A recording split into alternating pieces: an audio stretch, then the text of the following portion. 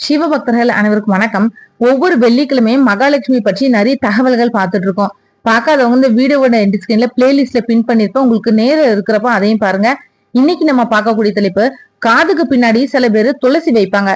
இதோட காரணம் என்ன, இதை பத்தி தான் பார்க்க போறோம். நம்மளோட பாரம்பரியத்துல துளசிக்கு அப்படின்னு தனி இடம் உண்டு.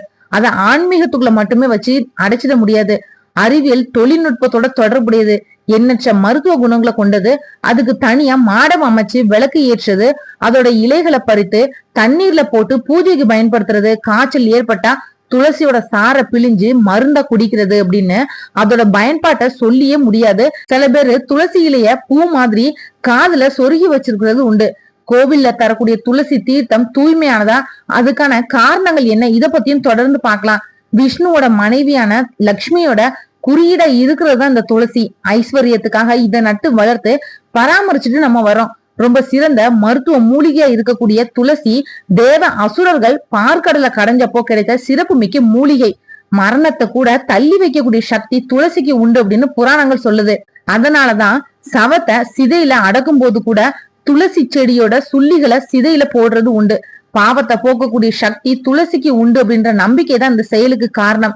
எல்லா தேவதைகளையும் துளசியில வசிக்கிறாங்க அப்படின்னு ஒரு நம்பிக்கை இருக்கிறதுனாலதான் துளசிய அனுதினமும் தெய்வமாவே போற்றி வணங்குறோம். சில பேர் காதுக்கு பின்னாடி துளசியை வச்சுக்குவாங்க. அதுக்கு முக்கிய காரணம் என்ன அப்படின்னா, உடலிலேயே ரொம்ப கூடுதலா உறிஞ்சக்கூடிய சக்தியை உடையது காதுக்கு பின்னாடி புறம்தான். இத விஞ்ஞானமே நிரூபிச்சிருக்கு.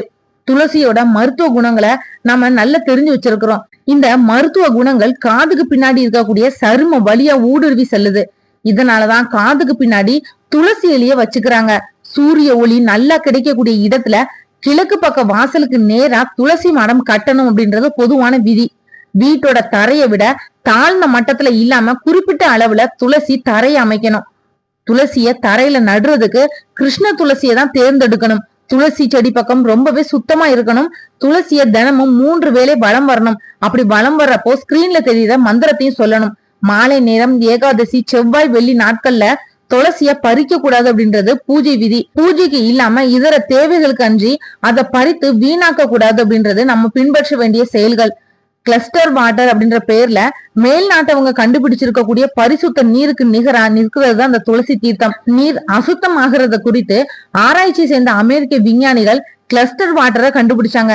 நவீன முறைகள்ல சுத்திகரிக்கப்பட்ட இந்த நீர்ல 2 துளிகள் 1 டம்ளர் சாதாரண நீர்ல சேர்த்து குடிக்கிறாங்க.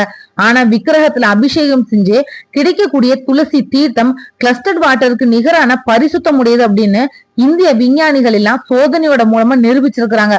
ஒரு குடத்து நீர்ல 10 துளசி இலைகளை பறிச்சு போட்டு அந்த நீரை அருந்திட்டு வந்தா இந்த நீருக்கு சமமாகும் அப்படின்றத நம்ம புரிஞ்சுக்கணும். இப்படி ஆன்மீக ரீதியா நம்ம கருதக்கூடிய துளசியில அறிவியல் தொழில்நுட்பம் அடங்கி இருக்குது அப்படின்றத நம்ம நல்லா தெரிஞ்சு வச்சிருக்கணும். அதையும் பின்பற்றி நம்மளோட பிள்ளைகளுக்கும் சொல்லி தரணும். இந்த வீடியோ உங்களுக்கு பிடிச்சிருந்தா மத்தவங்களுக்கு ஷேர் பண்ணி விடுங்க. நாளைக்கு மற்றும் ஒரு நல்ல தலைப்புல நான் உங்களை சந்திக்கிறேன். நன்றி.